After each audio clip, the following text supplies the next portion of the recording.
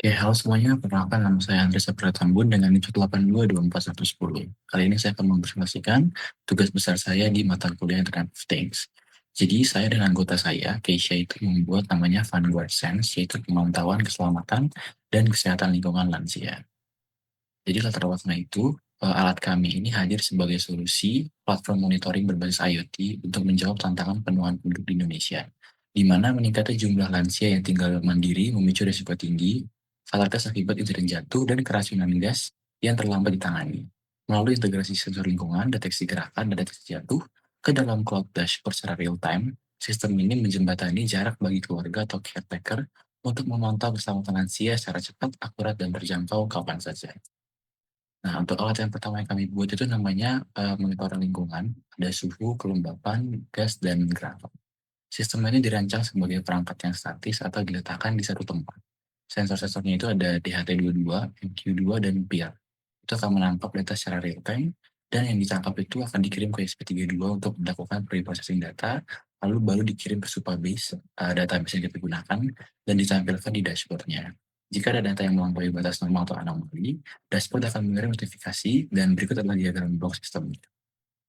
Jadi dalam prosesnya itu seperti ini, sensor membaca data suhu, kecepatan, dan gerakan, lalu SP32 melakukan evaluasi atau pre-processing data, lalu hasilnya itu ditampilkan di LCD, dikirim ke database Supabase, dan akan masuk ditampilkan secara real time di dashboard-nya.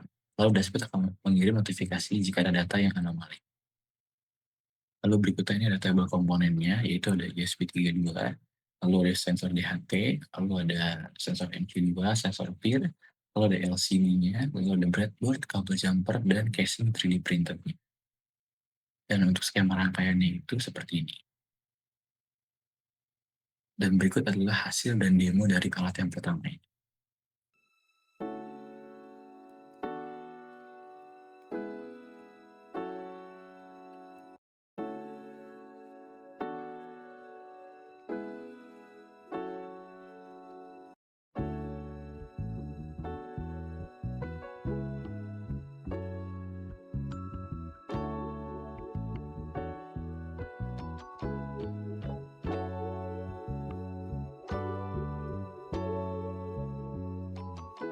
Berikutnya alat kedua yang kami buat itu namanya alat deteksi jatuh yang wearable, yaitu dirancang sebagai perangkat wearable yang dipasang pada pinggang pengguna menggunakan klip atau penjepit kertas yang berfungsi sebagai membaca percepatan dan pergerakan tubuh secara real time.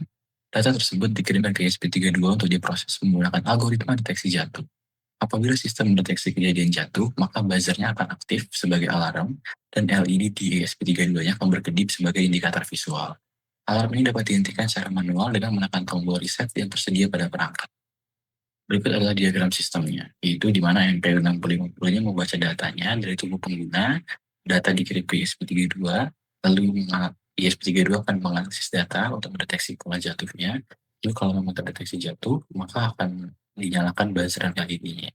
Lalu pengguna dapat menonaktifkan alarmnya secara manual dengan menekan tombol. Nah, untuk komponen-komponennya ada ESP32, DevKit V1, lalu ada sensor MP6050, lalu ada active buzzer kayak 012, lalu ada push button modul, ada breadboard-nya, ada kabel jumper-nya, power bank sebagai sumber daya, kardus, dan penjepit kertas. Dan berikut adalah tabel untuk skema rangkaiannya. Dan selanjutnya mari kita lihat hasil kerja dan demo dari alat kedua ini.